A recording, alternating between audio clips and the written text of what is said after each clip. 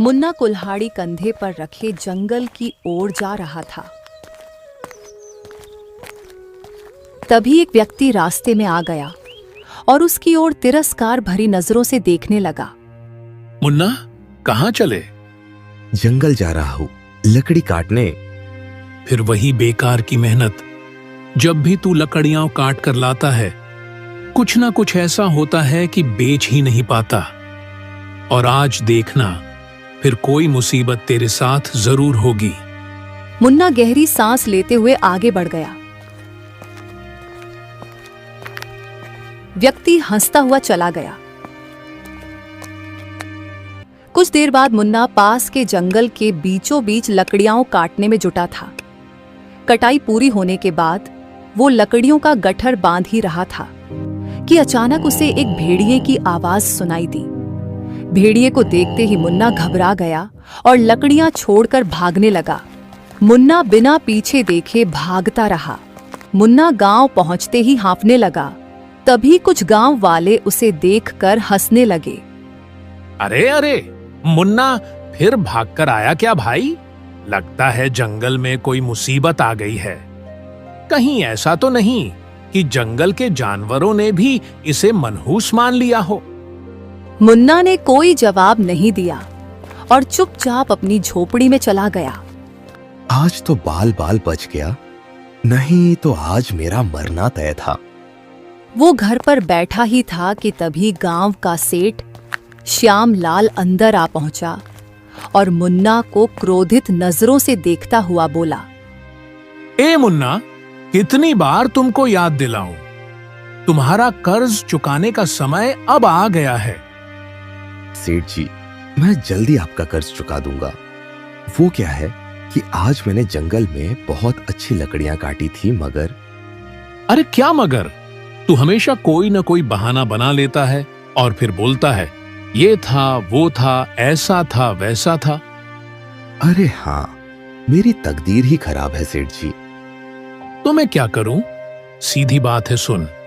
अगर कुछ दिन में कर्ज नहीं दिया तो तेरी झोपड़ी पर कब्जा कर लूंगा और तेरे सामान के साथ तुझे घर में से फेंक दूंगा, समझ में आई?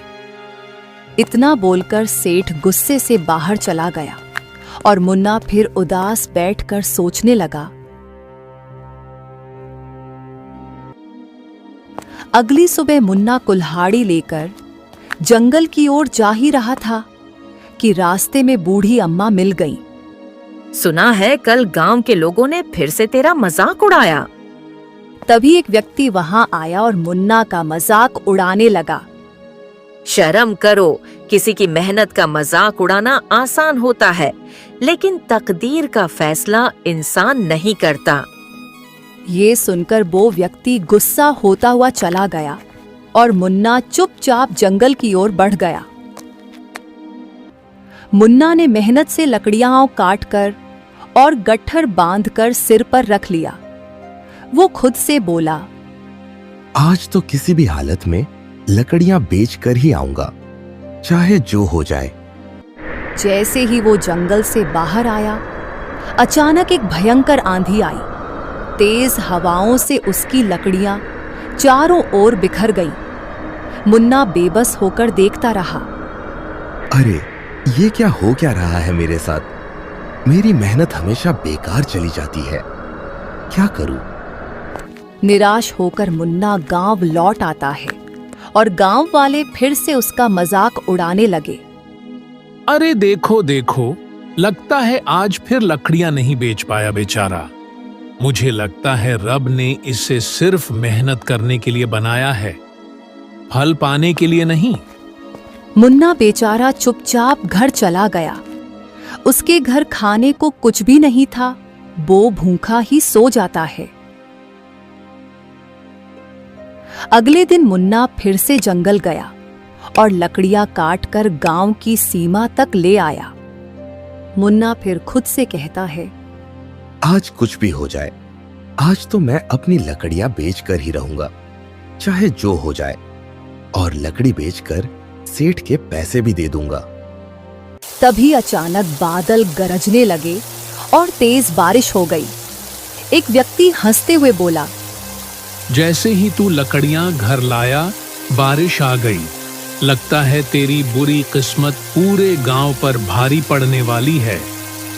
मुन्ना अपमान से भर उठा, लेकिन उसने कोई जवाब नहीं दिया।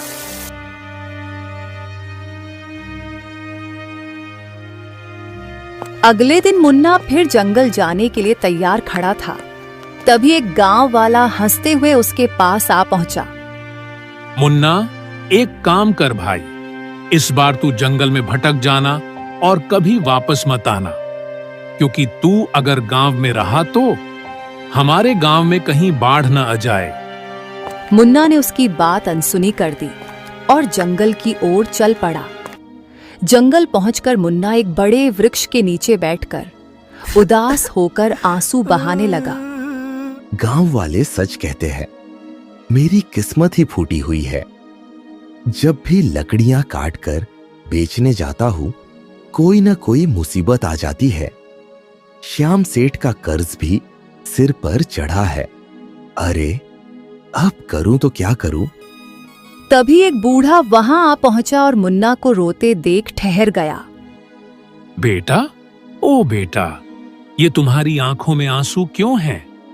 बाबा, जिसकी तकदीर फूटी हो उसकी किस्मत में आंसू ही होते हैं। मैं लकड़हारा हूं, लेकिन बस नाम का। जब भी लकड़ियां बेचने जाता हूं, कोई ना कोई बाधा आ जाती है। सेठ का कर्ज बढ़ता जा रहा है और गांव में सब मेरा मजाक उड़ाते हैं। बस बस, अपनी तकदीर पर मत रो बेटा। शायद तुम्हारी तकदीर में बड़ा आदमी बनना लिखा हो। मुन्ना चौंक गया और गुस्से में खड़ा हो गया। अरे जाइए बाबा जी, पहले से ही परेशान हूं और आप और मजाक बना रहे हैं। अरे, जिसकी किस्मत में एक ढंग का काम नहीं लिखा, वो बड़ा आदमी कहां से बनेगा? अच्छा हुआ कि गांव वाले यहां नहीं हैं, नहीं तो वो और मजाक बना देते। बूढ़ा मुस्कुराते हुए वहां से चला गया। मुन्ना अपने आप से बोलने लगा, अब मैं गांव वापस नहीं जाऊंगा, जंगल में ही अपना घर बनाकर रहूंगा। नहीं जाना मुझे गांव। मुन्ना कुल्हाड़ी उठाकर जंगल में आगे बढ़ गया। मुन्ना चलते चलते एक खंडहर के पास पहुंच गया। खंडहर को देखकर वो हैरान रह गया। अरे, ये तो बड़ा विचित्र खंडहर है। अंदर क्या है? अंदर चलकर देखता हूं। मुन्ना धीरे धीरे अंदर चला गया। उसने देखा कि वहां सुंदर घने वृक्ष थे। कुछ वृक्ष चंदन के भी थे। उसकी नजर एक विशाल पत्थर की मूर्ति पर पड़ी, जो एक सुंदर लड़की की थी। अरे वाह, ये तो किसी राजकुमारी की मूर्ति लगती है। लेकिन इस खंडहर में क्या कर रही है? मुन्ना मूर्ति के पास बैठ गया और मूर्ति को देखकर मुस्कुराते हुए बोला, क्या वक्त है, क्या समय है? तुम भी अकेली हो, मैं भी। तुम पत्थर की हो, मैं पत्थर का नहीं। लेकिन जब लोग मेरा मजाक उड़ाते हैं, तब मैं पत्थर जैसा हो जाता हूं। मेरा दिल बहुत दुखता है। क्या करूं? जवाब देने का कोई फायदा भी तो नहीं है, है ना? मुन्ना काफी देर तक मूर्ति से बातें करता रहा। फिर पेड़ों को देखकर बोला, हाँ, ये लकड़ी बहुत महंगी बिकेगी, इसे काटता हूं।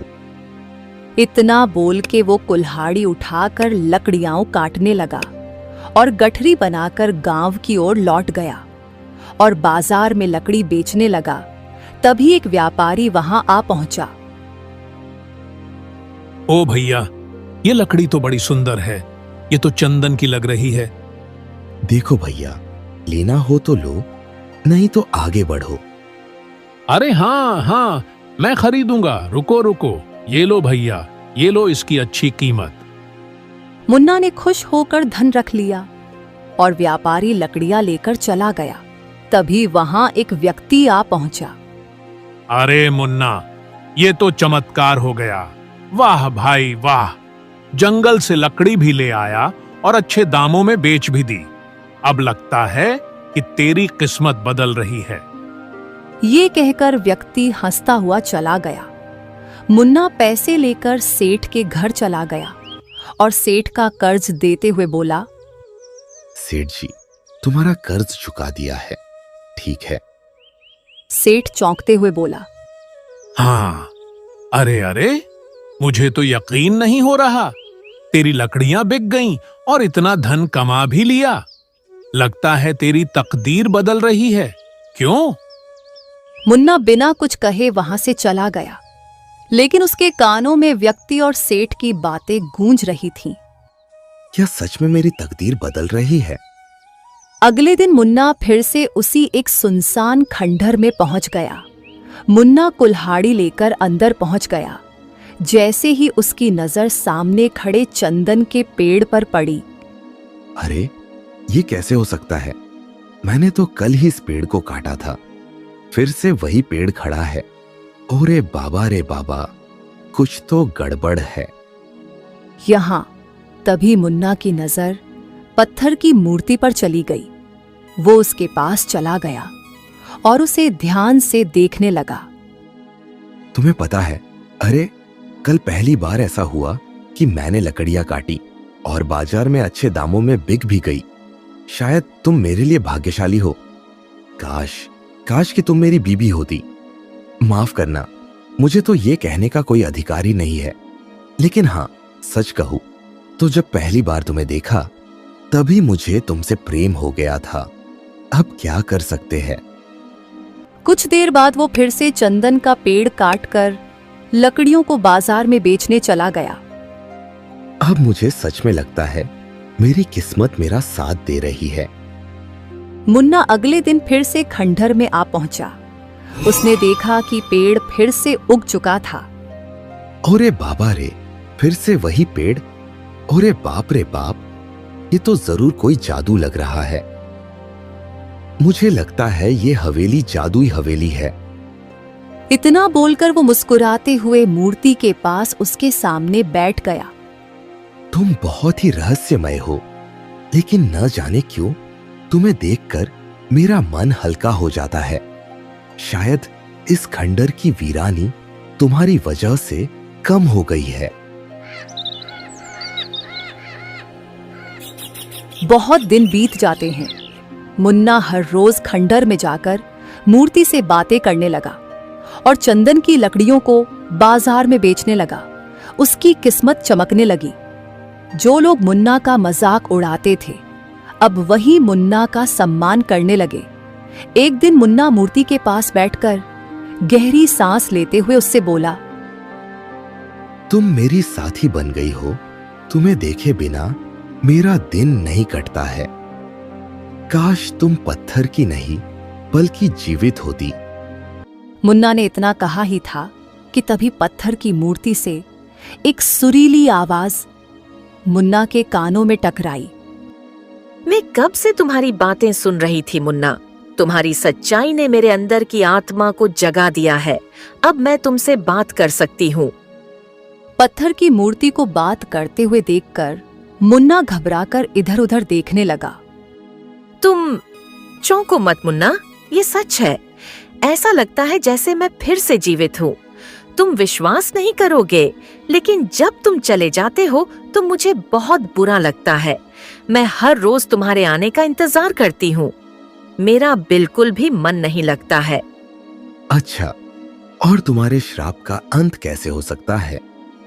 मेरा श्राप केवल वही व्यक्ति तोड़ सकता है जो पहाड़ों पर रहने वाली बकरी को वहां रहने वाले दानव से छुड़ा कर लाएगा।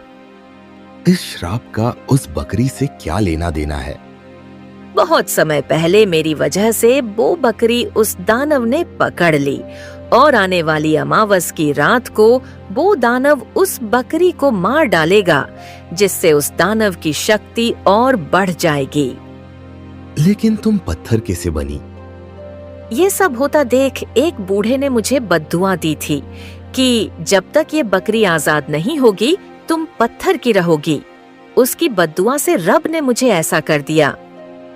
ठीक है, मैं तुम्हारे लिए वो सब करूंगा जिससे तुम ठीक हो जाओ। पर मुन्ना, वो दानव बहुत खतरनाक है। तुम्हें छुपकर उस बकरी को यहाँ लाना होगा।